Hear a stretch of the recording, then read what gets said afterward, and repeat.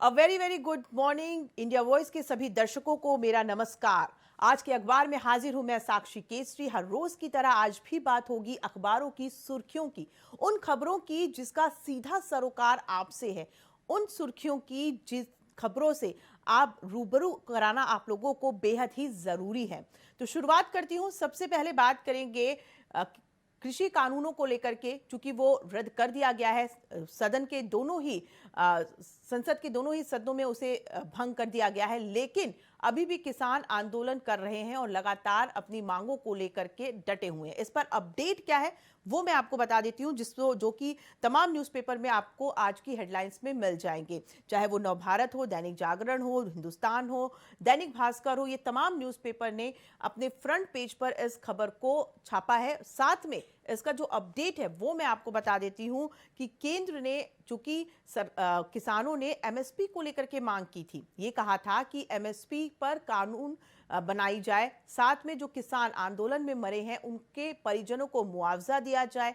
जो एक दूसरी मांग थी वो किसानों की ये थी कि किसान ये कह रहे हैं कि जो भी किसान आंदोलन में मरे हैं उनके लिए स्मारक बनवाए जाए, उन शहीद किसानों के लिए स्मारक बनाए जाए। तो ऐसे में ये जो तमाम मांगे हैं, सरकार इस पर विचार करने के लिए तैयार है। उनका कहना है कि किसानों की तरफ से 5 नाम दिए जाए, एक समिति बना करके किसानों को भेजा जाए, उनसे वार्ता की जाएगी और जो भी समस्याएं हैं, जो भी मांगे किसानों की, उस पर रणनीति तैयार की जाएगी, बातचीत की जाएगी, जिसके लिए सरकार तैयार है। तो उधर आज चूंकि 1 दिसंबर है और किसान संगठनों का आज मैराथन बैठक होना है इस चीज को लेकर के कि वो अपने आंदोलन को खत्म करें या उसे जारी रखें, क्योंकि देखिए किसानों में भी 2 पक्ष नजर आ रहे हैं। एक पक्ष जो है किसानों का, वो कह रहा है कि चूंकि सरकार ने मांगे मान ली हैं तो आंदोलन को खत्म करना चाहिए। तो वहीं दूसरी ओर किसानों का एक और पक्ष भी है जो कि लगातार ये कह रहा है कि जो हमारी दूसरी मांगे हैं, अगर सरकार उसको भी मान लेती है तभी एक आंदोलन खत्म होगा। तो इसी जो है उठापटक के बीच दोनों पक्ष आज बैठ करके किसान बात करेंगे। किसान संगठनों की आज बैठक होगी और आज इस पर साफ हो सकती है कुछ तस्वीर कि किसान क्या स्टैंड लेने वाले हैं, जिस पर आज दिन भर नजरें बनी रहेंगी इंडिया वॉइस की भी, क्योंकि ये खबर जो है लगातार जिस तरीके से सुर्खियों में बनी हुई है और बड़ी खबर के रूप में बार बार सामने आ रही है, हर पल इस पर अपडेट भी नजर आ रहा है। तो इस खबर पर नजर रहेगी हमारी और जो भी अपडेट होगा वो हम आप तक जरूर पहुंचाते रहेंगे। फिलहाल 5 किसानों की समिति की बात सरकार ने की है कि उनकी समिति बनाई जाए और उन्हें भेजा जाए, सरकार उनसे वार्तालाप करेगी। कृषि मंत्री नरेंद्र सिंह तोमर ने यह कहा है कि सरकार हर एक बिंदु पर बात करेगी, बशर्ते शांतिपूर्ण तरीके से बात की जाए। घर वापसी को लेकर के जो आग्रह सरकार की तरफ से किया जा रहा है, क्योंकि देखिए बॉर्डर पर अभी भी किसान डटे हुए हैं और इससे आवाजाही में अभी भी परेशानियां हो रही है लोगों को। जब मुख्य मांगे मान ली गई हैं तो कृषि मंत्री का कहना है कि अब किसानों को घर वापसी कर लेनी चाहिए, बाकी जो मांगे हैं उस पर बातचीत होती रहेगी। लेकिन किसान नेता राकेश टिकैत का कहना है कि जब तक सारे मुद्दे क्लियर नहीं हो जाते, हर एक मुद्दे पर बात नहीं हो जाती, हर समस्याओं का समाधान नहीं हो जाता, तब तक किसान आंदोलन खत्म नहीं करेंगे। अब इसी पर आज चुकी जो बैठक होगी, इसमें देखना होगा कि क्या कुछ सामने निकल करके आता है। ये रही एक जो बड़ी खबर लगातार जो चल रही है। अब चूंकि विधानसभा में भी लगातार जो है बात चल रही है कि किस तरीके से इसको किया जाए। उत्तर प्रदेश विधानसभा का सत्र भी जो है शुरू हो चुका है और वहां पर भी इन तमाम मुद्दों को उठाया जा रहा है। वहीं अगर बात करें पार्लियामेंट की, तो यहां पर भी दोनों सदनों में ये मुद्दा जोरों पर है। विपक्ष इस पर लगातार बातचीत कर रहा है और इसको मुद्दा बनाए हुए है। वहीं राज्यसभा में एक और मुद्दा है जो कि लगातार गरमाया हुआ है, वो है 12 सांसदों के निलंबन को लेकर के। आज विपक्ष, आपको बता दें कि पार्लियामेंट के बाहर गांधी प्रतिमा के पास वहां पर 12 सांसद धरना प्रदर्शन करने वाले। उनका कहना है कि उनके निलंबन को रद्द किया जाए, उन्हें वापस शीतकालीन सत्र में बैठने की इजाजत दी जाए। लेकिन राज्यसभा के सभापति का कहना है कि जो निलंबन किया गया था, अगर इस पर वो सांसद माफी मांग लेते हैं तो ये जो उन पर प्रतिबंध लगाया गया है उसे हटा दिया जाएगा। लेकिन विपक्ष इस पर मानने के लिए तैयार नहीं है। कांग्रेस नेता राहुल गांधी का साफ कहना है कि किस बात की माफी मांगे सांसद। जनता के मुद्दे उठाना जरूरी होता है, और अगर सदन में अगर मुद्दे नहीं उठाए जाएंगे तो कहाँ उठाए जाएंगे।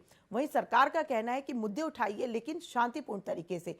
जिस तरीके का आचरण, जिस तरीके का व्यवहार इन 12 सांसदों ने किया पिछले सत्र में, वो जो है शोभनीय नहीं है, जिसकी वजह से उन्हें निलंबित किया गया है। और अब एक बात सरकार ने रख दी है कि अगर सांसद चाहते हैं कि उन्हें वापस से संसद में बैठने की इजाजत दी जाए तो इसके लिए वो माफी मांग ले। तो ये एक बड़ी खबर जो है लगातार सुर्खियों में है, और आज जब सदन में कार्यवाही शुरू होगी तो देखना होगा कि किस तरीके से विपक्ष इस पर स्टैंड लेता है, क्या रवैया उनका होता है। क्योंकि अगर पिछले दिन की बात करें, यानी कल की बात करें, तो चाहे लोकसभा हो या राज्यसभा, विपक्ष का हंगामा इस तरीके का रहा कि सदन की कार्यवाही नहीं हो सकी।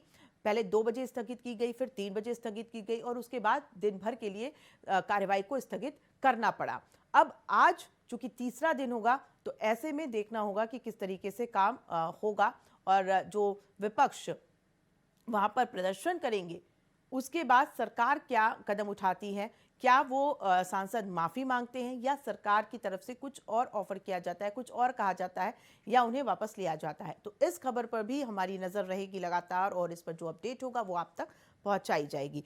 अब आगे बात कर लेते हैं दूसरी खबर की, जो कि लगातार सुर्खियों में है। वो है जीडीपी को लेकर के। जी हाँ, कोरोना महामारी की वजह से जिस तरीके से जीडीपी की ग्रोथ गिरी थी, अब उसमें सुधार आता हुआ नजर आ रहा है, जो कि आप किसी भी न्यूज़पेपर को देखेंगे तो बड़े बड़े हेडलाइंस के साथ आपको ये खबर नजर आ जाएगी। हिंदुस्तान हो, चाहे दैनिक भास्कर हो, दैनिक जागरण हो, सभी में बताया जा रहा है ये कि आर्थिक सुधार हो रहा है। क्योंकि देखिए, आम जनता भी लगातार इस बात को लेकर के चिंतित रही है, जिस तरीके से कोरोना महामारी के दौरान पे अर्थव्यवस्था डगमगाई, अब जाकर के अर्थव्यवस्था धीरे धीरे पटरी पर आ रही है।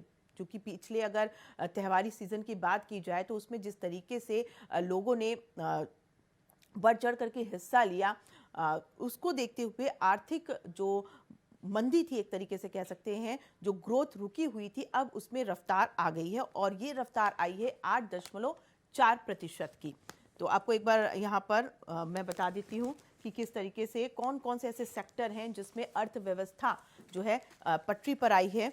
जिसमें से सबसे बड़ी जो गिरावट थी कंस्ट्रक्शन सेक्टर को लेकर के, उसमें बहुत बड़ी सुधार देखी जा रही है।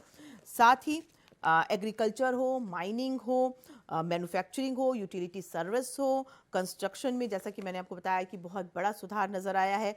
ट्रेड हो, होटल हो, ट्रांसपोर्ट हो, फाइनेंस हो, रियल एस्टेट हो, इन सभी सेक्टर्स में जो है ग्रोथ देखी जा रही है, जिसकी वजह से अगर जीडीपी की बात करें तो कुल 8.4% की वृद्धि हुई है जीडीपी में। और अगर इसकी तुलना हम पिछले इसी साल करें जब कोरोना महामारी थी, तो उसके अकॉर्डिंग इस बार जो है अच्छी जो है ग्रोथ हुई है, पटरी पर आ रही है अर्थव्यवस्था। और दूसरी तिमाही में 8.4% की बढ़ोतरी हुई है जीडीपी में। वहीं अब आगे बढ़ते हुए मैं आपको बताऊं अगली खबर की ओर अगर हम रुख करें, तो एक जो खबर है वो है नौसेना को लेकर के। जी हाँ, नौसेना के अब नए अध्यक्ष के रूप में कार्यभार संभाला है एडमिरल हरि कुमार ने, और कल उन्होंने अपना पदभार संभाला है। इसके पहले करमबीर जी का जो आपको बता सकते हैं कि जो उनका कार्यकाल खत्म हुआ, उसके बाद अब हरि कुमार ने जो है कार्यभार संभाल लिया है। नौसेना के प्रमुख वो बनाए गए हैं, और तमाम न्यूज़पेपर के जरिए ये हम देख पा रहे हैं कि एडमिरल ने अपनी मां का पैर छुआ, उसके बाद उन्होंने कार्यभार संभाला है। एक नए जिम्मेदारी के साथ अब वो आगे की ओर बढ़ रहे हैं। वहीं अगली खबर उत्तराखंड से बता देते हैं, क्योंकि उत्तराखंड में लगातार तीर्थ पुरोहित देवस्थानम बोर्ड को लेकर के विरोध प्रदर्शन कर रहे थे, सरकार से मांग कर रहे थे कि देवस्थानम बोर्ड को भंग किया जाए। तो कल धामी सरकार की तरफ से ये ऐलान किया गया कि देवस्थानम बोर्ड को भंग किया जाएगा, और जो प्रक्रिया होगी वो विधानसभा सत्र में पूरी की जाएगी। तो तीर्थ पुरोहितों में खुशी की लहर भी देखी जा रही है, क्योंकि लंबे समय से वो मांग कर रहे थे, और अब उनकी मांगे जब पूरी हुई हैं तो तीर्थ पुरोहित की नाराजगी जो थी वो भी कहीं ना कहीं शांत हो गई है। कल तीर्थ पुरोहितों ने बहुत खुशियां भी मनाई, मिठाइयां भी आपस में बांटी, और सरकार को धन्यवाद भी दिया, मुख्यमंत्री पुष्कर सिंह धामी को धन्यवाद भी दिया। अब आगे बढ़ते हुए अगली खबर का रुख मैं करती हूं, जो कि कोरोना के नए वेरिएंट से जुड़ी हुई है। जी हाँ, ओमिक्रॉन, जो कि कोरोना के नए वेरिएंट को लेकर के देश ही नहीं बल्कि दुनिया में चिंता का विषय बना हुआ है। भारत में अभी जो अपडेट है वो मैं आपको बताती हूँ, क्योंकि इसके पहले ही जैसा कि आप सभी जानते होंगे कि ओमिक्रॉन वेरिएंट की वजह से ही केंद्र सरकार ने गाइडलाइंस जारी किए थे। कुछ ऐसे गाइडलाइंस थे जिनकी पालना करने के लिए केंद्र सरकार की तरफ से कहा गया था, और ये था कि अंतर्राष्ट्रीय उड़ानों से जो भी व्यक्ति दूसरे देशों से आएंगे उनकी आरटी-पीसीआर टेस्ट होनी बेहद ही ज़रूरी है। और इसी को लेकर के अपडेट की अगर बात करूं तो देखिए, ओमिक्रॉन को लेकर के केंद्र सरकार अब और भी ज़्यादा सख्त नज़र आ रहा है। केंद्र सरकार का कहना है कि जो भी यात्री देश विदेशों से आएंगे, क्योंकि 14 ऐसे देश हैं जहां पर ओमिक्रॉन वेरिएंट के मरीज पाए गए हैं। हालांकि भारत में भी कोई केस नहीं है, लेकिन सतर्कता बरतनी बेहद ही ज़रूरी है। वहीं दिल्ली सरकार की माने तो दिल्ली सरकार की तरफ से भी ये कहा गया है कि चूंकि जो भी फ्लाइट्स अंतर्राष्ट्रीय फ्लाइट्स जो भी आती है वो दिल्ली में आती है, और ऐसे में दिल्ली वासियों के लिए ये खतरे की बात हो सकती है। इसलिए दिल्ली सरकार ने भी पूरी तैयारी कर ली है, और दिल्ली सरकार ने केंद्र सरकार से ये आग्रह भी किया कि अंतर्राष्ट्रीय फ्लाइटों को अगर हो सके तो प्रतिबंधित अब कर देना चाहिए, क्योंकि मुख्यमंत्री अरविंद केजरीवाल की माने तो उन्होंने ये साफ कहा कि जब पहली बार कोरोना के मरीज पाए गए थे तब भी अंतर्राष्ट्रीय उड़ानों को प्रतिबंधित करने में हमने थोड़ी देरी कर दी थी, लेकिन इस बार हमें पहले से ज़्यादा सतर्क रहने की ज़रूरत है, और अभी ही अगर प्रतिबंधित कर देते हैं अंतर्राष्ट्रीय उड़ानों को तो काफ़ी हद तक स्थिति जो है काबू में हो जाएगी। अब अभी भले ही भारत में इसके लिए कोई भी केस ना आए हों, लेकिन सावधानी रखना बेहद ज़रूरी है। केंद्र सरकार हो चाहे राज्य सरकार हो, सभी की चिंता बढ़ी हुई है, चाहे वो उत्तर प्रदेश हो, उत्तराखंड हो, क्योंकि उत्तराखंड में अचानक से कोरोना के मरीजों का मिलना वाकई में चिंताजनक है। और कोरोना के मरीजों में अभी तक जो टेस्ट है वो करवाए जा रहे हैं, और ये देखा जा रहा है कि उनमें कहीं ये नया वेरिएंट तो नहीं है, उन्हें आइसोलेशन में भी कर दिया गया है, लेकिन लगातार चिंता बनी हुई है राज्य सरकारों की। वहीं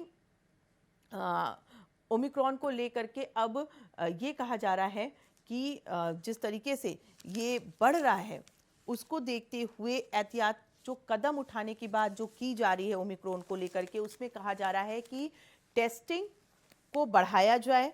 साथ ही देखिए, भारत बायोटेक ने ओमिक्रॉन पर वैक्सीन को लेकर के शोध करना भी शुरू कर दिया है, क्योंकि ये नया वेरिएंट है।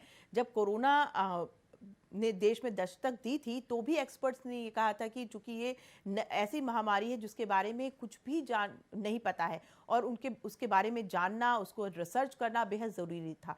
इसी तरीके से अब ये जो नया वेरिएंट है इस पर भी शोध करना बेहद ज़रूरी है कि इस पर किस तरीके से काबू पाया जाए, इसको रोकने के लिए क्या कदम उठाए जाए। तो इसके लिए भारत बायोटेक ने शोध भी शुरू कर दिए हैं कि जो वैक्सीन लगी है क्या वो इस वेरिएंट को मात देने के लिए काफ़ी है या नहीं है, और अगर ज़रूरत पड़ती है तो शोध के ज़रिए दूसरे भी रास्ते अपनाने की बात की जा रही है। लेकिन फ़िलहाल इस वेरिएंट से बचने के लिए, या फिर ये कहिए कि पूरा कोरोना से बचने के लिए जो एक अचूक उपाय है वो लगातार कहा जा रहा है कि मास्क है।